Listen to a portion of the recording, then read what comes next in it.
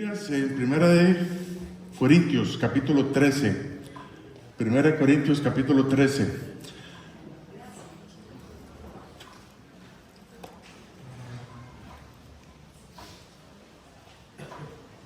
Entonces, estamos, por supuesto, en 1 Corintios capítulo 13 y que es la plena mención del amor, la plena mención del amor. Este es uno de los capítulos más conocidos en toda la Biblia, a nivel mundial, ¿verdad? Hay gente que lo lee, ¿verdad? Sin saber, ¿verdad? lo que eso significa. Pero es el amor de Dios, ¿verdad? Lo que vemos aquí es el amor de Dios. No es el amor como el mundo lo muestra, que no tiene nada que ver con sentimientos, con emociones, ni con flores, ni con chocolates, ¿verdad? Es el amor de Dios. Y Pablo desde capítulo 12, ¿verdad? Él empieza hablando acerca de los dones espirituales, ¿verdad? Que los dones espirituales son regalos, ¿verdad? Son regalos que Dios nos da a todos los creyentes. Si usted es un hijo de Dios, usted tiene un regalo de Dios. Ese regalo se manifiesta en cómo nosotros podemos servir a los demás, ¿verdad? Hemos visto varios de estos dones, ¿verdad? Pero Pablo les dice: yo no quiero, hermanos, que ustedes ignoren, ¿verdad? Que no sepan nada acerca de los dones espirituales. Y en el capítulo 13, ¿verdad? Si el capítulo 12, ¿verdad? Es el conocimiento que ellos tienen que tener, el conocimiento bíblico en cuanto a los dones espirituales. El capítulo 13 es la corrección, ¿verdad? Que ellos tenían que tener con respecto a muchas cosas.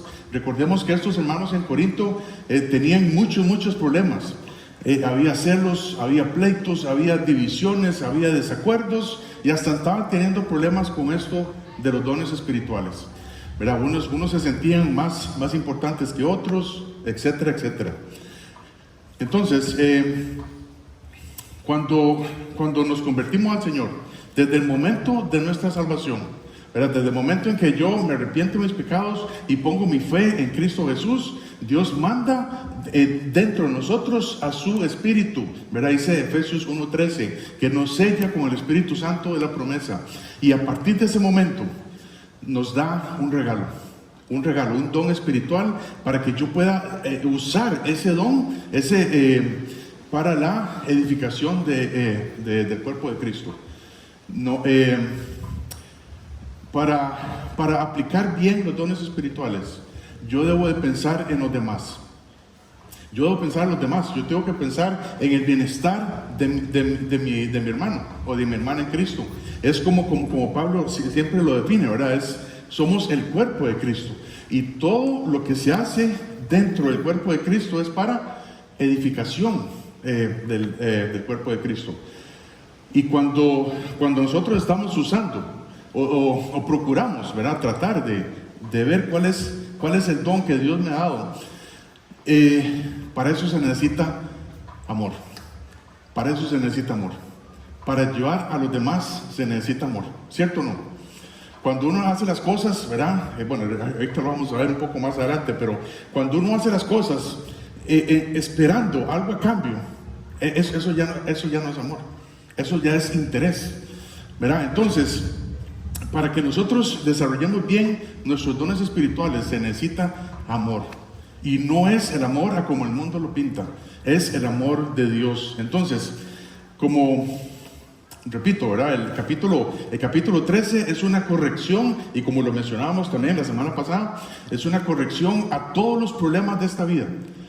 El amor de Dios. El amor de Dios es la corrección a todos los problemas. El amor de Dios puede acabar con los problemas en las iglesias, puede acabar con los problemas en el matrimonio, puede acabar con los problemas con los vecinos, con los problemas ahí en el trabajo, puede acabar hasta con las guerras, hasta con los pleitos, con las envidias, con todo lo demás. Si tan solo entendiéramos un poco, o si viviéramos ese amor de Dios. Dice en 1 Juan 4:8, dice: el que no ama no ha conocido a Dios, porque Dios es ¿qué? Dios es amor. Dios es amor. La plena manifestación de ese amor es precisamente hace más de 2000 años, cuando Él envió a su Hijo Jesucristo para morir por nosotros en la cruz del Calvario. Dice en Romanos 5:8, mas Dios muestra su amor. Dios muestra su amor para con nosotros, en que siendo aún pecadores, Cristo murió por nosotros. Y en eso se muestra el amor de Dios, en que Cristo murió por nosotros, a pesar de que nosotros éramos enemigos de Él. Si ya somos cristianos, ya tenemos el amor de Dios en nuestras vidas, ya somos sus hijos, y Dios nos amó entregando a su Hijo para que muriera en nuestro lugar, y lo único que yo tengo que hacer es arrepentirme de mis pecados y creer en Él. Creer en Él, creer que Él murió por mí, creer que Él murió en mi lugar. Pero como cristianos, si somos honestos, muchas veces no vivimos ese amor. Muchas veces no vivimos ese amor de Dios. Por lo tanto, necesitamos amar, en primer lugar, a los que no conocen a Cristo. ¿Verdad? Llegar con amor, a pesar de que yo me incomode, a pesar de que sea un 24 de diciembre, yo voy y les digo, Cristo murió por ustedes. En esto se muestra el amor de Dios. Y en segundo lugar, cuando nosotros amamos, vamos a amar, dice la Biblia, o más bien dice la Biblia que debemos amar a nuestros hermanos, a nuestros hermanos en Cristo, como Cristo nos amó. Y Cristo nos amó de una manera incondicional. Y nuestro amor hacia el hermano muchas veces es algo condicional. Algo condicional es, si yo hago esto por usted, yo espero esto de usted. Eso ya es condicional. Entonces, como vimos la semana pasada, los primeros versículos de este capítulo, el capítulo 13, versículos del 1 al 3, no queremos ser un sonido pasajero. Verá, dice Pablo, yo no quiero ser como un metal que resuena. Bueno, esto no sé si es metal ya. No quiero ser un metal que resuena, ¿verdad? Puede ser algo bonito que alguien haga, pero simplemente es algo pasajero.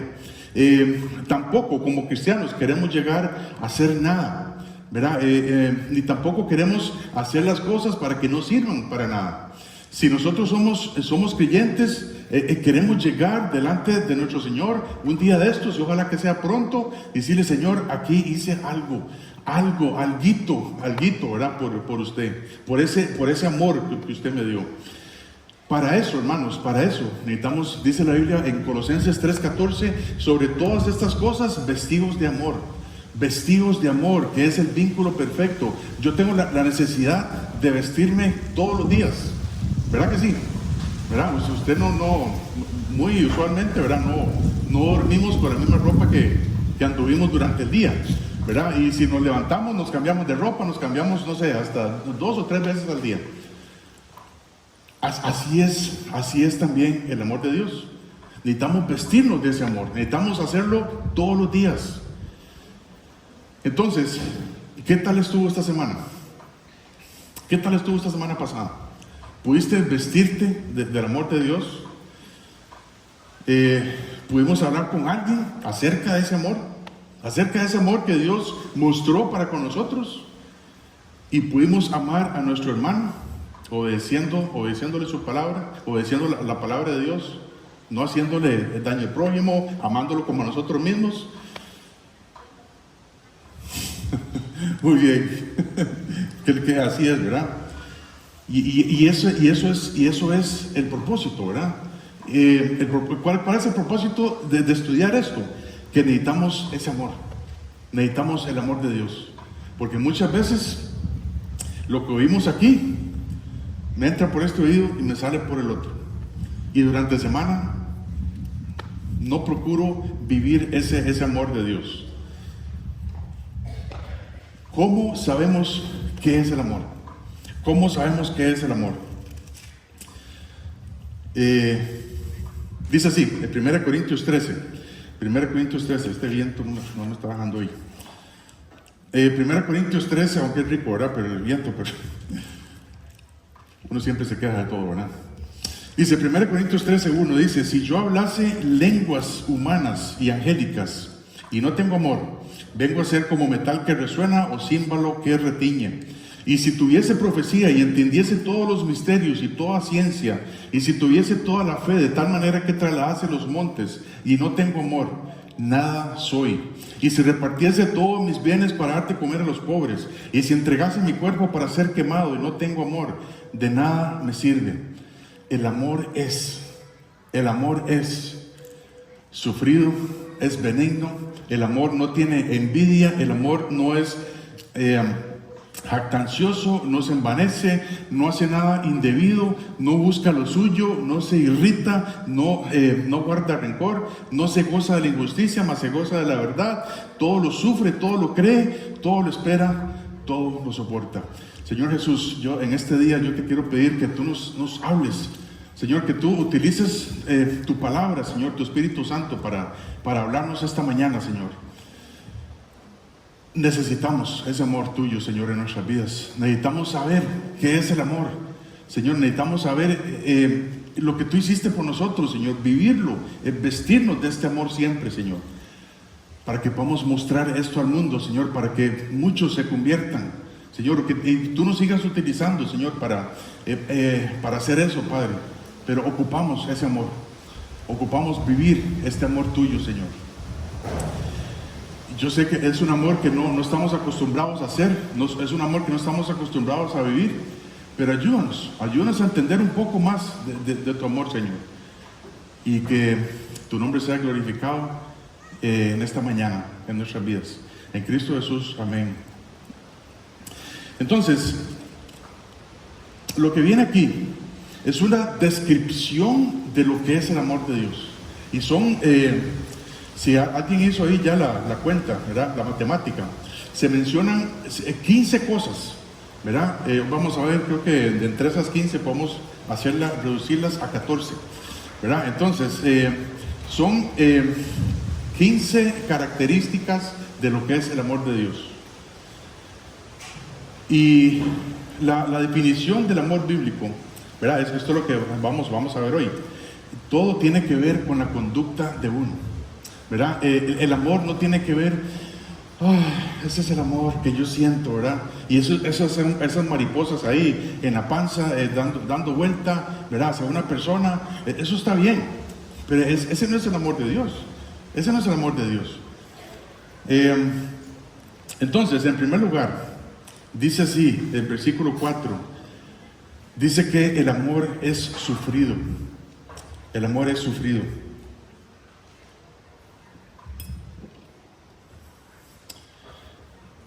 Dice, el amor es sufrido. ¿Cuánto le costó a Dios, hermanos, cuánto le costó a Dios entregar a su propio hijo en sacrificio? ¿Cuánto? ¿Cuánto creen ustedes que le costó a Dios entregar a su hijo en sacrificio? ¿Cuánto le costó al Señor Jesús entregar su cuerpo y su sangre para salvarnos? ¿Cuánto te está costando ser un discípulo de Cristo? ¿Cuánto te está costando ser un poco más a Cristo? Un poco, un poquito nada más. En lugar de todo, Dios envió a su Hijo y le costó todo. El Señor Jesús vino a entregar su cuerpo y su sangre y le costó todo. Yo como discípulo de Cristo, si es que digo que soy discípulo de Cristo, ¿qué me está costando ese amor? Si el amor es sufrido, ¿qué me está costando ese amor? ¿O qué estoy sufriendo yo por el amor de Dios? Un poquito, levantarme temprano, renunciar a ver hoy la final de fútbol. ¿Qué me está costando hoy? Hoy en día lo que nos cuesta seguir a Jesús, hermanos, es morir a nosotros mismos. Morir a nosotros mismos y ser más como Él. Ser más como Él. Y para eso Dios ha dejado aquí en esta tierra un instrumento. Para recordarnos que el amor es sufrido, Dios nos ha dejado aquí un instrumento. Y se llaman las pruebas. Se llaman las pruebas. ¿A quién de los que estamos acá le gusta ser probado por Dios? ¿A quién de los que estamos acá le gustan las pruebas? A ninguno, hermanos. A ninguno. A nadie, a ningún cristiano les gustan las pruebas. Y es en medio de las pruebas, es cuando aprendemos a tener paciencia. Cuando aprendemos a tener paciencia. Cuando amamos bíblicamente, vamos a sufrir. De antemano se lo digo. Cuando amamos bíblicamente, vamos a sufrir. No necesariamente tenemos que sufrir una enfermedad o un dolor, aunque eso, por supuesto, es parte de eso también. Pero vamos a sufrir. Vamos a sufrir en el sentido de ser pacientes con los demás. De ser pacientes con los demás. Y para eso tenemos que soportar, ¿verdad? Esto es lo que nos habla la última definición del amor. Pero, en primer lugar, si amamos a alguien que necesita escuchar de Cristo, vamos a tener que sufrir algo. Vamos a tener que sufrir algo, ¿verdad? Como renunciar a algo, a una comunidad, ¿verdad? Que yo esté acostumbrado a hacer. Vamos a tener que sufrir ciertas actitudes, ¿verdad? De esta persona, con el fin de que Dios nos abra, ¿verdad? Una puerta para poder comunicar el Evangelio. Dice el libro de Santiago, capítulo 1, versículo 2 y 3. Hoy, esta mañana, está lleno de versículos, ¿verdad? Por más que traté de resumir un poco, ¿verdad? Los versículos no pude, ¿verdad? Algunos los voy a leer, o ustedes, algunos los buscan, ¿verdad? Si me alcanzan, ¿verdad? La mayoría los tengo aquí todos anotados. Pero dice así, Santiago 1, del 2 al 3 dice: hermanos míos, tened por sumo gozo, ¿verdad? Dice la Biblia que yo tengo que estar sumamente gozoso, dice, cuando os halléis en diversas pruebas, sabiendo que la prueba de vuestra fe produce paciencia. La prueba de vuestra fe produce paciencia.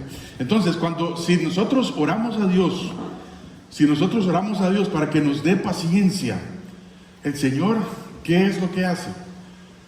Si nosotros oramos, Dios, dame paciencia, ¿qué creen ustedes que Dios va a hacer? Dios va a contestar y Dios va a decir: sí, claro, por supuesto, quiere paciencia, tome toda la paciencia que usted quiera. Y para eso nos manda pruebas. ¿Qué pasó? De veras. Ok. Sí, eso requiere atención. Muy bien. Entonces, hermanos, como les decía, a nadie les gustan las pruebas, ¿verdad? Porque las pruebas es un sinónimo de sufrimiento, ¿verdad? Cuando alguien es probado, ¿verdad? O si nosotros hemos pasado por alguna prueba, ¿verdad? Algún dolor, alguna enfermedad, ¿verdad? Cuando alguien de la familia pasa de este mundo al otro, por supuesto, eso es una prueba. Cuando me quedo sin trabajo, es una prueba, ¿verdad? A nadie les gusta pasar por estas pruebas. Pero cuando somos probados, vamos a entender un poco que el amor es sufrido. Dice también en 2 Corintios 1:6, dice: pero si somos atribulados, es para vuestra consolación y salvación. O si somos consolados, es para vuestra consolación y salvación, la cual se opera en el sufrir las mismas aflicciones que nosotros también padecemos. Cuando estamos sufriendo, y si Dios hace que me quite esa prueba, ¿verdad? Y podemos pasar por esa prueba, ¿verdad? De una forma en la que Dios quiere, yo tengo que usar esa consolación que Dios me dio para también consolar a otros. Y que de esta manera también yo pueda comunicar el mensaje de Dios. Dice también Gálatas 4:19. Gálatas 4:19 dice: hijitos míos, por quienes vuelvo a sufrir, dice Pablo, hijitos míos, dice, por quienes vuelvo a sufrir dolores de parto. Yo creo que ella nos podría dar un ejemplo de eso ahorita. Bueno, vamos a ver, estoy pensando en ella también. Aquí, no, aquí no. No es muy higiénico acá. Entonces dice Pablo, y yo cuando estaba preparando este mensaje, medité un poco en esto, ¿verdad? Que dice Pablo. Dice: hijitos míos, por quienes vuelvo a sufrir dolores de parto, hasta que Cristo sea formado en vosotros. Y yo pregunto, ¿Pablo alguna vez estuvo embarazado? ¿Verdad que no? Pablo no tuvo dolores de parto, ¿verdad? En una manera literal. Pero hermanos, muchas veces cuando estamos guiando a otra persona para Cristo, vamos a sufrir dolor de parto. Cuando nos involucramos con otra persona, con otro cristiano para ayudarle, ¿verdad? En ese proceso de formación, de ser un poco más como Cristo, vamos a sufrir dolores de parto, que es un dolor intenso, ¿verdad? Dice, Pablo les decía a los Gálatas, ¿verdad? ¿Cómo es posible que ustedes se hayan alejado del verdadero evangelio? ¿Verdad? Y eso es un dolor de parto, ¿verdad? Saber que un cristiano se ha alejado de los caminos de Dios es un dolor de parto. Dice así, ¿verdad? Bueno, ya vimos que el amor es sufrido, ¿verdad? Ahora dice el versículo 4 también, dice, el amor es benigno, el amor es benigno. Benigno quiere decir bondadoso, afable, compasivo, generoso, clemente, ¿verdad? Dice el libro de Nehemías 9:17, dice, y no quisieron oír, ni se acordaron de tus maravillas que habías hecho con ellos. Antes endurecieron su cerviz, ¿verdad? La cerviz es esto que está aquí, ¿verdad? La nuca, ¿verdad? Antes endurecieron su cerviz y en su rebelión pensaron poner caudillo. Caudillo quiere decir un comandante, para volverse a su servidumbre. O sea, ellos, el pueblo de Israel, ¿verdad? Cada vez de que Dios los probaba por algo, ellos querían designar un comandante para ir de vuelta a Egipto.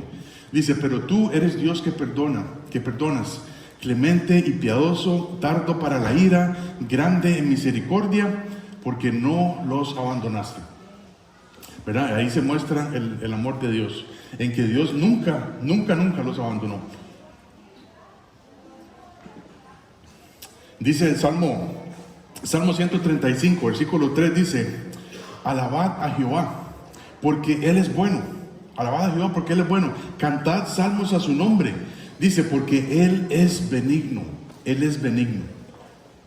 Dios es benigno, Dios es bondadoso. En primer lugar, Dios es bueno porque no nos paga de acuerdo a lo que nosotros hayamos hecho. Y nos da la oportunidad para arrepentirnos de nuestros pecados y poner nuestra fe en Cristo Jesús.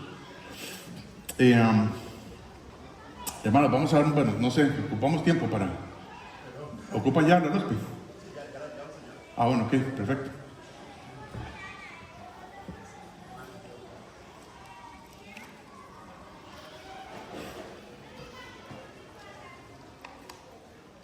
A veces no avisan, ¿verdad? Bueno, ojalá que todo salga bien, gracias a Dios. Que están estos hermanos también para ayudar. Entonces dice, Romanos 2:4, o menospreciáis las riquezas de su benignidad, paciencia y longanimidad, ignorando que su benignidad te guía al arrepentimiento. La bondad de Dios, ¿verdad? Lo que es el ser bueno de Dios nos guía al arrepentimiento. Porque cuando pensamos en lo que Dios hizo por nosotros, dice la Biblia que el amor de Cristo nos constriñe, ¿verdad? Que es cuando somos movidos a hacer algo más por Él. Un cristiano debe ser bueno para con los demás, en el sentido de mostrar la bondad de Dios, de mostrar lo que a Dios le costó, lo que Dios hizo por nosotros también.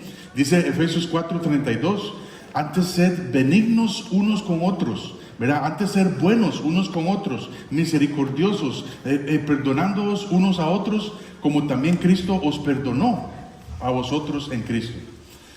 Debemos ayudar a los demás, debemos hacer cortés, ¿verdad? Bueno, no de apellido Cortés, ¿verdad? Es ser cortés, es ser servicial. Es que la persona que es cortés hace favores sin esperar nada a cambio. Y no importa lo que si nosotros no recibimos el mismo trato, ¿verdad? Para con los demás. De todas maneras, ya Dios nos dio absolutamente todo en Cristo Jesús. Pero si alguien decide, ¿verdad? Aún si en esta bondad que uno pueda tener, Dice, yo hice esto por amor, ¿verdad? Yo le di esto por amor, ¿verdad? No sé, yo hice esto algo bueno por él o por ella. Y si alguien decide no tratarnos de la misma manera, dice la Biblia que estaremos amontonando ascuas sobre su cabeza, ¿verdad? La palabra ascuas quiere decir brasa, chispa, llama, fuego, ¿verdad? Es decir, Dios, si usted hace algo, hermanos, si usted hace algo bueno para otra persona, sea cristiano o no, Dios se va a acordar. Dios se va a acordar. Y Dios va a juzgar a esa persona, ¿verdad? De acuerdo a esa bondad que recibió. El amor es sufrido, el amor es benigno, el amor es bueno. Ahora, en tercer lugar, el amor no tiene envidia. La envidia en la Biblia es codicia, ¿verdad? La envidia en la Biblia es codicia. Es desear lo que otros tienen. Pero el amor de Dios comparte. El amor de Dios comparte y se regocija, ¿verdad? Aun cuando alguien tiene prosperidad, ¿verdad? En algo, en alguna área, ya sea física o espiritual, el amor de Dios se regocija. Hace poco pasamos por 1 Samuel capítulo 18, ahí los hombres, ¿verdad? Los miércoles cada 15 días. Y vemos el capítulo 18, ¿verdad? 1 Samuel capítulo 18 nos habla que Saúl tenía envidia de David. Saúl tenía envidia de David. Y estamos hablando de la historia aquí de que cuando David vence a Goliat, ¿verdad? Y dice la Biblia que todos ellos regresaron victoriosos. Todos ellos regresan victoriosos de la batalla que tienen con los filisteos. Y cuando van llegando, ¿verdad? Cuando van llegando ahí al pueblo, las mujeres dicen lo siguiente. Dice 1 Samuel 18, del 6 al 7. Aconteció que cuando volvían ellos, cuando David volvió de matar al filisteo, salieron las mujeres de todas las ciudades de Israel, cantando y danzando para recibir al rey Saúl, con panderos, con cánticos de alegría y con instrumentos de música, y cantaban las mujeres que danzaban y decían: Saúl hirió a sus 1000 y David a sus 10,000. Y yo estaba pensando, qué curioso, ¿será que las mujeres empezaron este movimiento de envidia en la Biblia? ¿Ustedes qué creen? No, ¿verdad? Es una mera coincidencia, no, jamás. Entonces, la envidia, yo no quiero ofender a ninguna mujer aquí, ¿verdad? La mayoría son mujeres acá. La envidia no necesariamente tiene que ver con cosas materiales. Como hijos de Dios, ¿verdad? Como hijos de Dios podemos llegar a tener envidia de otro hermano. Y tal vez cuando Dios lo prospera de una forma espiritualmente. Y cuando le va bien en su vida, cuando le va bien en su matrimonio, cuando le va bien en sus hijos, con sus hijos, cuando Dios lo está usando, y pensamos que la envidia puede ser buena, ¿verdad? Dice, bueno, yo tengo envidia de la buena, hermano. Con lo que dice la Biblia, la envidia no es buena. La envidia no es buena, la envidia es solamente mala. Y si alguien quiere llegar a pensar, ¿verdad? Bueno, yo quiero ser como Perencejo, ¿verdad? Es que fulano ya está muy quemado. Yo quiero ser como Perencejo, ¿verdad? Que sabe mucho de la Biblia y yo quiero llegar a ser como él o como ella. Hay que tener mucho cuidado. No sea que quieras o que tengas envidia más bien de ese hermano o de esa hermana. Y que más bien quieras hacer algo para ganarle a él o ella. Ese es el cuidado que hay que tener.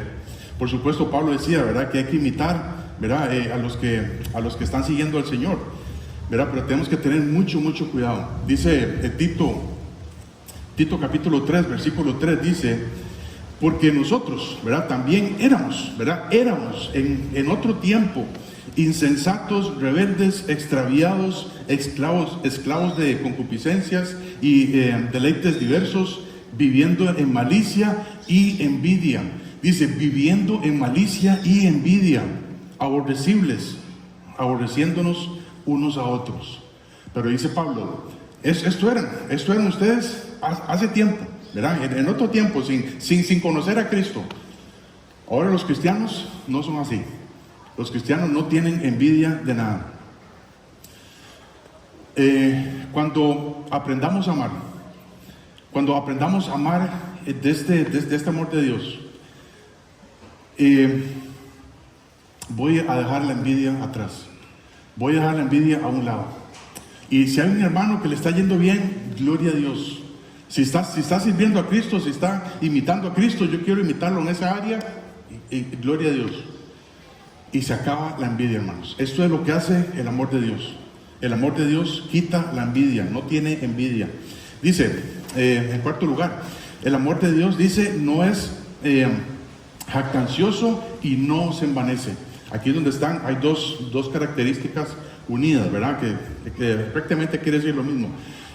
El amor no es jactancioso y no se envanece. Hermanos, y esto era un problema grave que estaba pasando ahí en la iglesia de Corinto. Ellos eran presumidos acerca de su posición social, ellos eran presumidos acerca de su sabiduría del mundo, ¿verdad? Que había muchos sabios entre ellos. La jactancia es la arrogancia, ¿verdad? La jactancia es el orgullo. Y el envanecimiento es ser engreído, es ser soberbio, ¿verdad? Y ¿qué es lo que pasa cuando uno ve una persona así? Cuando uno ve a alguien soberbio, a alguien orgulloso, nos choca, ¿verdad? ¿Verdad que sí? Nos choca y decimos, esa persona está jugando de vivo, ¿verdad? Eso es lo que decimos, ¿verdad? Esa persona está jugando de vivo. Porque es muy orgulloso.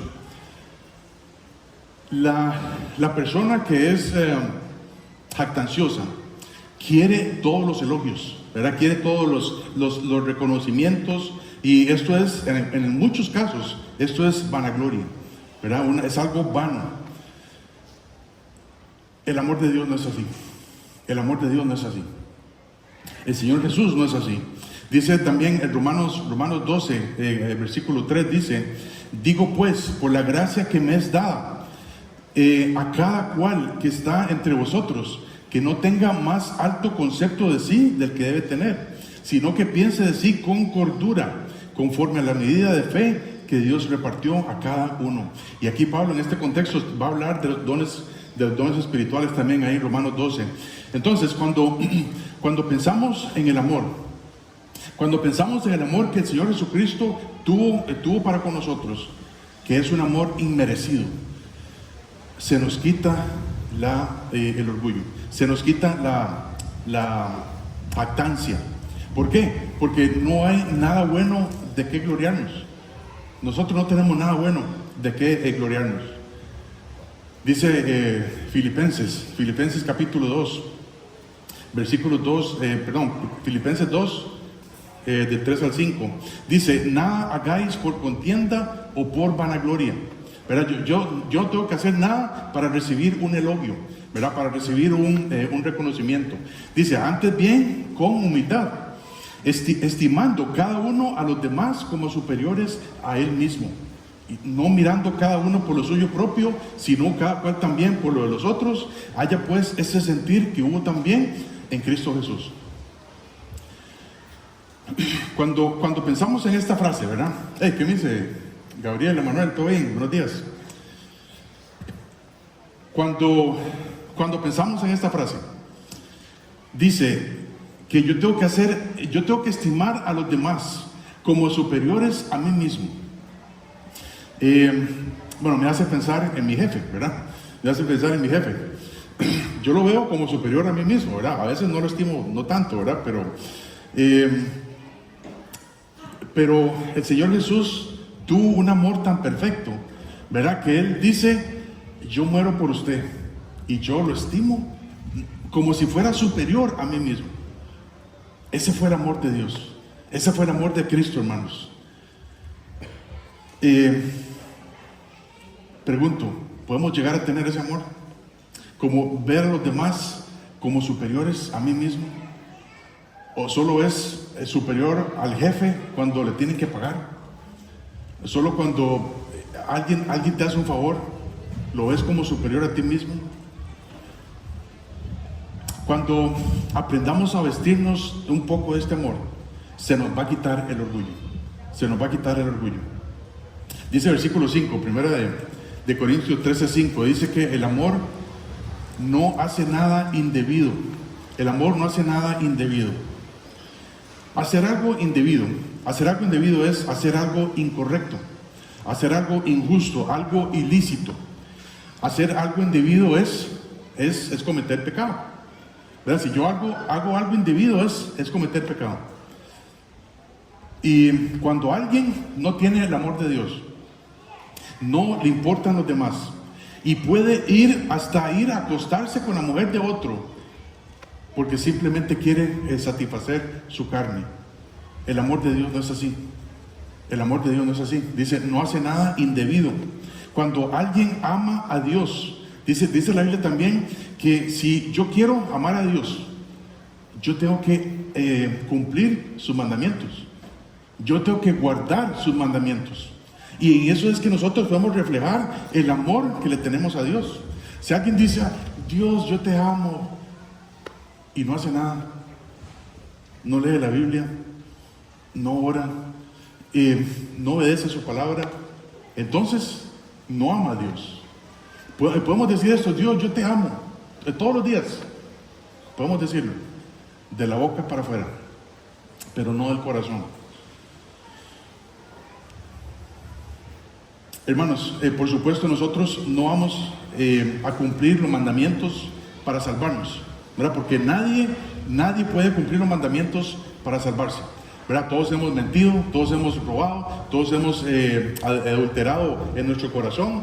Y dice la Biblia que por una sola mentira yo merezco un castigo, ¿verdad? Y ese castigo, Dios ha establecido un lugar de castigo y se llama el infierno. Por supuesto, nadie se salva de acuerdo cumpliendo los mandamientos. Pero ahora que comprendemos lo que Cristo hizo por nosotros, ahora que somos salvos por gracia, podemos cumplir sus mandamientos para que podamos andar en ese amor, para que podamos andar en el amor de Dios. Versículo 5 dice que también el amor no busca lo suyo, ¿verdad? En sexto lugar, el amor no busca lo suyo. El amor de Dios no es egoísta. El amor de Dios no es egoísta. El amor de Dios sirve a pesar de no recibir nada a cambio. Dice 1 Corintios 10:24, Pablo decía, ninguno busque su propio bien, sino el del otro. ¿Verdad? Ninguno busque su propio bien, sino el del otro. Pero nosotros siempre nos quedamos buscando nuestro propio bien y no pensamos en el bienestar de la otra persona. Dice Filipenses 2:21, dice, porque todos buscan lo suyo propio. Eso es lo que dice Pablo. Todos buscan lo suyo propio, no lo que es de Cristo Jesús. Lo que es de Cristo Jesús es servir a los demás, ver a los demás como superiores a Él mismo, que hasta el punto en que dio su vida por nosotros, hermanos. Aún siendo cristianos, podemos llegar a ser muy egoístas, muy egoístas, y que no nos importen los demás. Esta semana que pasó, ¿verdad? Si Dios te dio una oportunidad para hablarle a alguien de Cristo, usted dice, no, es que si me quedo ahí, qué pereza. Usted está pensando en lo suyo propio. Ya hemos orado por otros hermanos, pensando en el bienestar por otros hermanos, ni siquiera una necesidad física. Ya hemos orado por otros hermanos, por su bienestar espiritual. Ya hemos orado por algunos hermanos que están en este proceso de discipulado para que lleguen a conformarse a la imagen de Cristo. Si no lo hemos hecho, si no hemos orado por otros hermanos, estamos siendo muy egoístas, hermanos. También el cristiano que está pasando por alguna necesidad física, emocional o lo que sea. Tiene que dejar atrás el orgullo y pedir oración. Pedir oración. Muchas veces uno no ora por alguien, ¿verdad? Y es que la otra persona, no, ¿para qué va a orar por mí? Si este ni ora, ¿verdad? Este dice que va a orar por mí y ni ora. La persona que está en una necesidad debe decir: ocupo ayuda. Por favor, ore al Señor para que me vaya bien en el trabajo, para que consiga trabajo, para que me vaya bien en el proceso de discipulado, para que haga las tareas, para que me aprenda los versículos.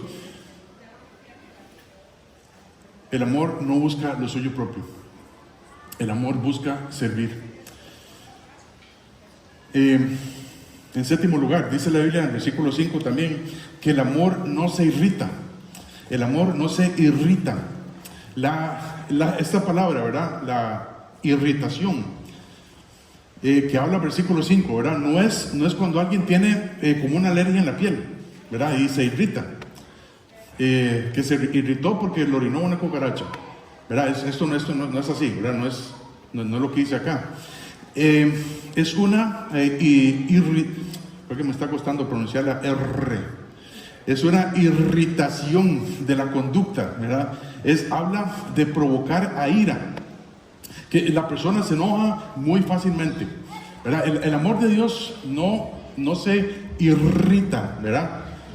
Pero como decimos muchas veces, ¿verdad? Hay unas personas, o si yo soy, ¿verdad? De ese tipo de personas, que es de mecha corta, ¿verdad?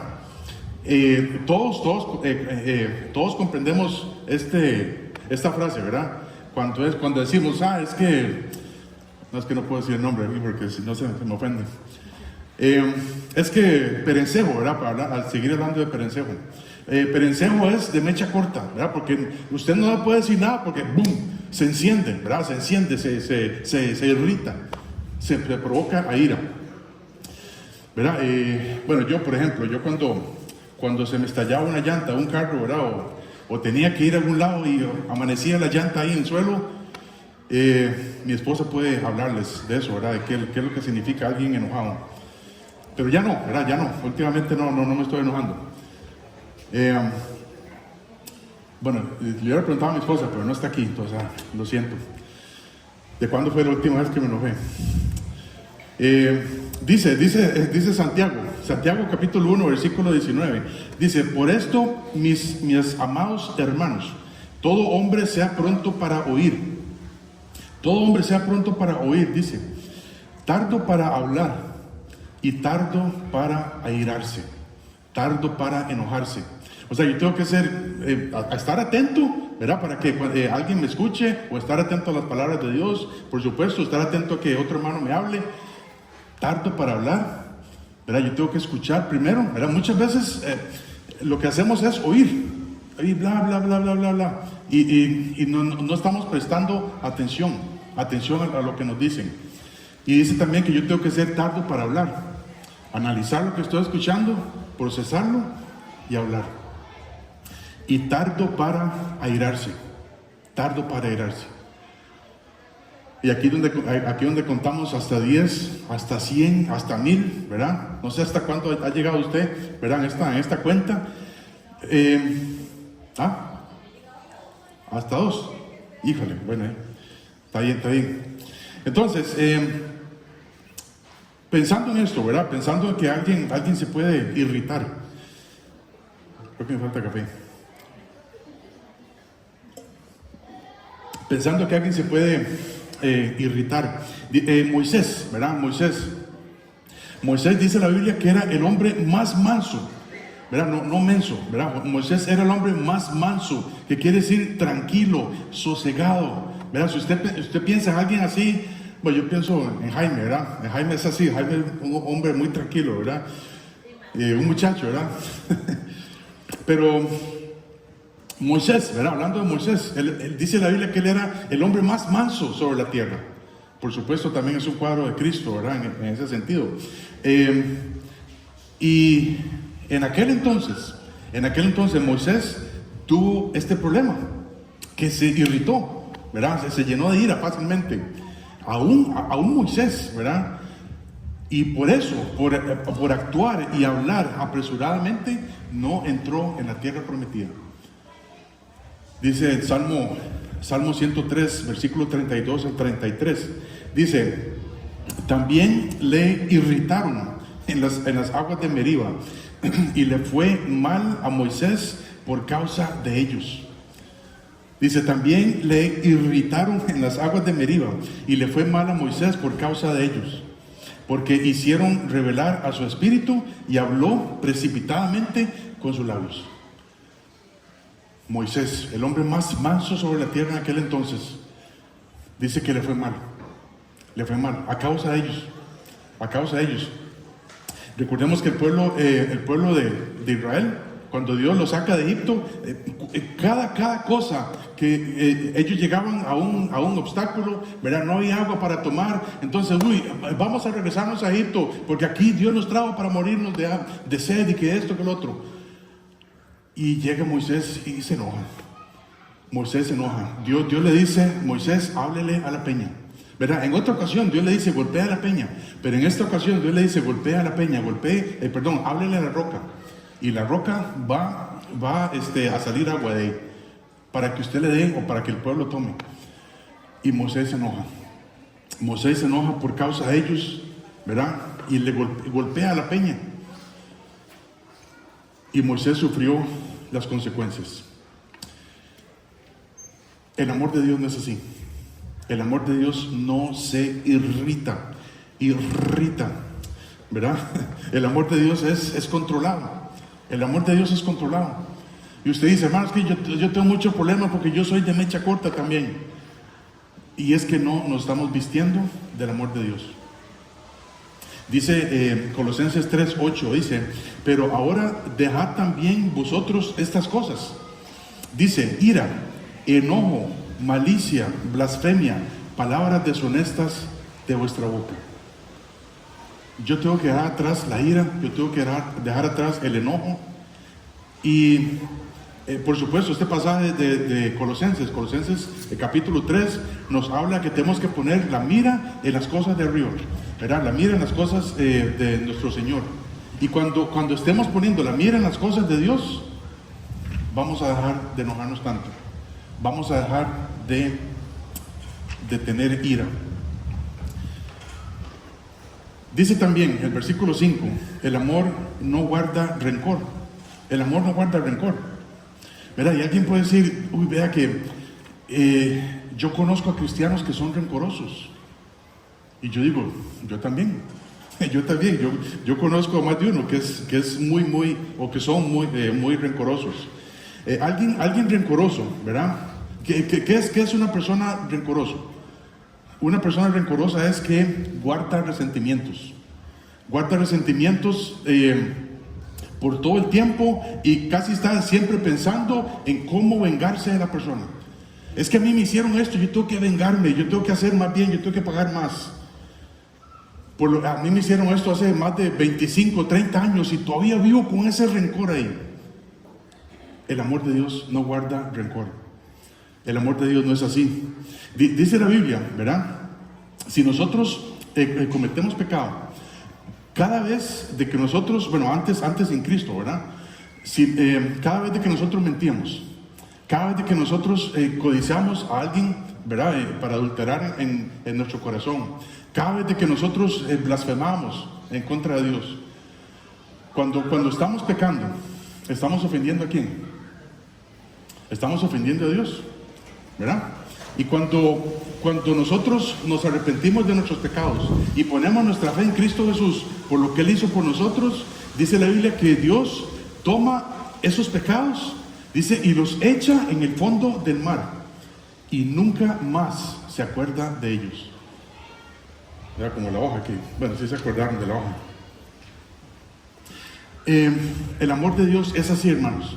El amor de Dios toma nuestros pecados, los echa en el fondo del mar y nunca más se vuelve a acordar de ellos. Pero cuando alguien hace algo, por más pequeño que sea, siempre estoy acordándome eso. Siempre estoy, es que vea lo que me hizo. ¿Cuándo vamos a dejar de ser rencorosos? cuando aprendamos a vestirnos del amor de Dios. Dice en primera de Tesalonicenses 5:15, primera de Tesalonicenses 5:15 dice: mirad que ninguno pague a otro mal por mal. ¿Verdad? Esto es lo que nos enseña la sociedad, ¿verdad? Esto es lo que siempre se nos ha enseñado. Si alguien a mí me da mal, yo tengo que dar mal también. Dice: antes seguid lo bueno, ¿verdad? La benignidad, unos para con otros y para con todos. Yo tengo que recibir el mal y dar bien. Eso es lo que el Señor quiere que hagamos. Versículo 6 dice: el amor, ¿verdad? El amor no se goza de la injusticia. El amor no se goza de la injusticia. La injusticia es iniquidad. La injusticia es pecado. Dice que el amor no se goza de la injusticia, ¿verdad? El amor no se goza del pecado. El amor de Dios no encuentra diversión en el pecado. Cuando nos damos cuenta, ¿verdad?, de que un hermano en Cristo fue sorprendido en alguna falta, ¿verdad? Cuando alguien cayó, ¿verdad?, en pecado. En muchos casos, ¿verdad? En muchos casos, el hermano que hizo la falta o que lo agarraron, ¿verdad?, que fue sorprendido en la falta, en muchos casos el hermano o la hermana llega a ser humillada, pisoteado por otros cristianos, hasta que el punto que quieren verlo derrotado. Casi que quieren verlo ahí, crucifíquelo, ¿verdad? Crucifíquelo. Porque algunos cristianos se alimentan de la tragedia de otros. Algunos cristianos se alimentan de la tragedia de otros. ¿Viste lo que le pasó a fulano o a sutana? Bueno, ahora sí dije fulano, ¿verdad? Es que es siempre que se me viene a la mente. ¿Viste lo que le pasó a ese hermano en Cristo que decía que era esto? Y sí, es muy triste. Pero el amor de Dios no se goza de la injusticia. El amor de Dios no se goza de la injusticia. Pero hay muchos cristianos que agarran el mal ajeno y más bien se gozan. Y no es que se gozan, ¿verdad?, que se mueren ahí, se mueren de la risa y eso. No, es que se alimentan de eso. Se alimentan de eso. Es triste oír que algún hermano o hermana cayó en pecado. Pero yo no puedo gozarme. Si yo tengo el amor de Dios, yo no puedo gozarme de eso. El amor de Dios no es así. Dice 1 Pedro 4:8. 1 Pedro 4:8 dice: y ante todo, tened entre vosotros ferviente amor. Dice: porque el amor cubrirá multitud de pecados. Multitud de pecados. No fue eso lo que hizo Cristo con nosotros, hermanos. Cristo nos cubrió no una multitud de pecados. Cristo nos cubrió todos los pecados. Cristo perdonó todos nuestros pecados, pasados, presentes y futuros. Ya no tenemos pecado ante los ojos de Dios. Por supuesto, nosotros como cristianos caemos en pecado, pero no debemos de quedarnos ahí. Tenemos que levantarnos y seguir adelante. Entonces, si me visto un poco del amor de Dios, puedo cubrir también el pecado de otro. Porque de todas maneras ya Dios perdonó a ese hermano o a esa hermana. Dice también, versículo 6, el amor se goza de la verdad, ¿verdad? El amor no se goza de la injusticia. Ahora dice, el amor se goza de la verdad. Entonces, ¿qué es la verdad? La verdad, por supuesto, es la palabra de Dios. Dice en Juan 17:17, santifícalos en tu verdad, tu palabra es verdad. La verdad es la palabra de Dios. Entonces, una pregunta, hermanos. ¿Nos gozamos en la palabra de Dios todos los días? ¿Nos gozamos en la palabra de Dios todos los días? ¿Nos gozamos en la verdad de Dios todos los días? ¿O todavía llegamos a pensar que es un sacrificio leer la Biblia todos los días? El pueblo, ¿saben? El pueblo de Israel llegó a decirle a Dios esto mismo. El pueblo de Israel llegó a decirle a Dios que era un fastidio de sus leyes. Es un bostezo. La palabra fastidio es un bostezo. Tal vez nosotros no le digamos eso a Dios. ¿Verdad? Dios, en su palabra es un bostezo, Señor. ¿Verdad que no? Bueno, ojalá que no. Pero también actuamos de esa manera. Como si la palabra de Dios fuera un bostezo. Que la palabra de Dios es un fastidio. ¿Cómo? ¿Cómo es que mostramos que la palabra de Dios es un fastidio? Cuando lo dejo a un lado, ahí, toda la semana, y solo la agarro los domingos, si es que vengo a la iglesia o me reúno aquí en la iglesia. Eso es un fastidio para mí. Es un estorbo. Hermanos, tenemos que gozarnos en la palabra de Dios. Tenemos que gozarnos en la palabra de Dios. Dice un salmo que siempre conocemos, ¿verdad? Y lo damos para, así a veces lo apuntamos para cuando alguien cumple años. Dice, Salmo 37:4. Deleítate a sí mismo en Jehová, y Él te concederá las peticiones de tu corazón. Entonces este versículo, muchos quieren agarrar este versículo para decir, Dios, dame todo lo que yo quiero lo que está en mi corazón. Pero no nos deleitamos primero en Jehová. Deleitarse primero en Jehová.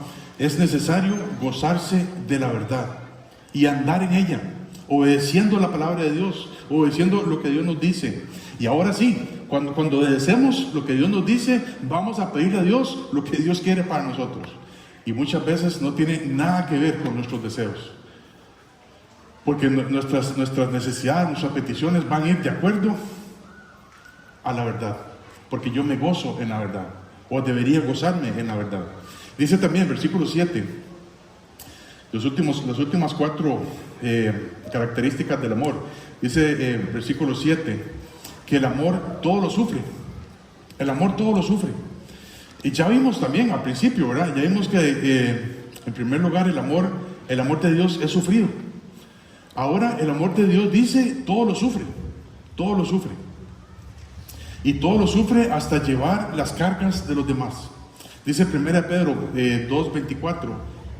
1 Pedro 2:24 dice, quien llevó él mismo nuestros pecados en su cuerpo sobre el madero, para que nosotros, estando muertos a los pecados, vivamos a la justicia, y por cuya herida fuisteis sanados.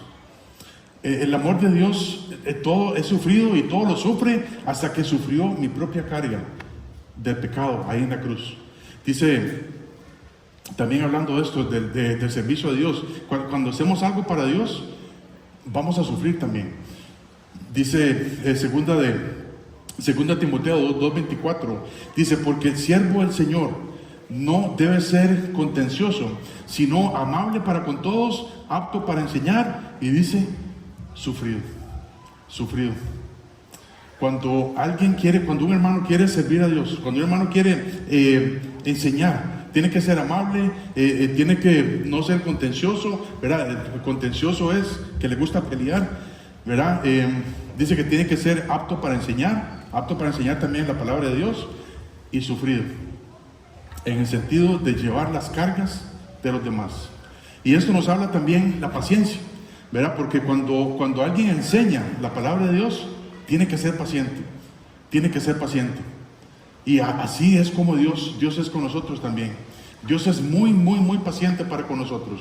En que siendo ya muchos de nosotros deberíamos ser maestros y todavía estamos volviendo a la misma necesidad que teníamos años atrás. Dice también el versículo 7 que el amor todo lo cree. Que el amor todo lo cree. El amor de Dios no es ingenuo, ¿verdad? Que dice, el amor de Dios, todo, entonces el amor de Dios, todo se lo cree. En el sentido de que vamos a creer todo lo que nos dicen. ¿Verdad? Si alguien dice, deme su contraseña y su usuario para entrar al banco, sí, yo se lo creo. Por supuesto que no. Eso no, ¿verdad? Jamás. El amor de Dios todo lo cree, en el sentido de creer primero la palabra de Dios, de creer primero en su palabra, sobre todas las cosas. Yo tengo que creer la palabra de Dios en primer lugar. Dice el Salmo 119, el versículo 66, dice: enséñame buen sentido y sabiduría.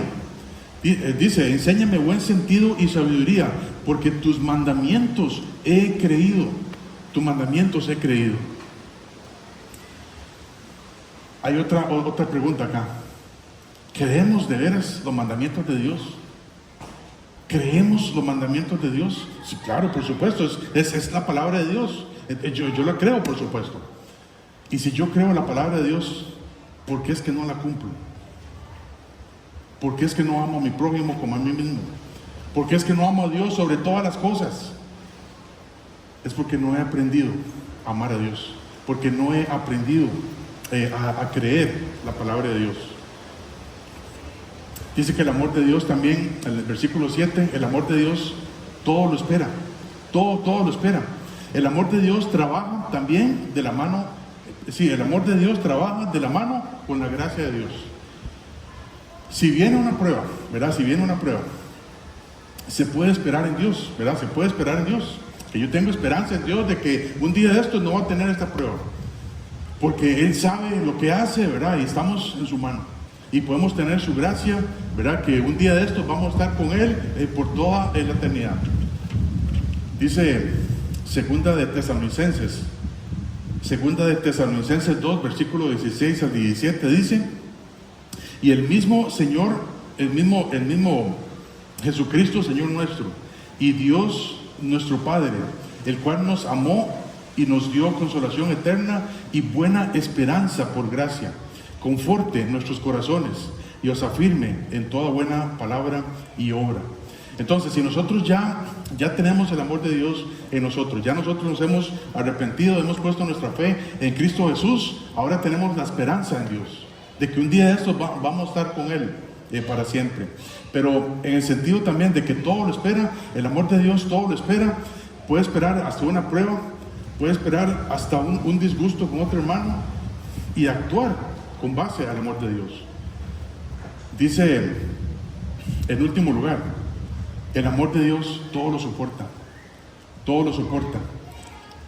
Ahora el amor de Dios es fuerte.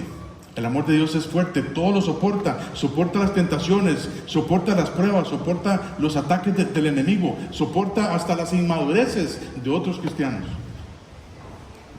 Santiago 1:12 dice: bienaventurado el varón que soporta la tentación, porque cuando haya resistido la prueba, recibirá la corona de vida que Dios ha prometido a los que le aman. Si nosotros amamos a Dios, dice la Biblia, vamos a guardar sus mandamientos, vamos a obedecer sus mandamientos. Dice también, último versículo, Gálatas 6:9, dice: no nos cansemos de hacer bien, porque a su tiempo segaremos, si no desmayamos. Cuando yo tengo el amor de Dios, yo puedo soportar lo que venga. Entonces, hermanos, todos necesitamos de este amor de Dios, ¿sí o no? Todos necesitamos de este amor de Dios.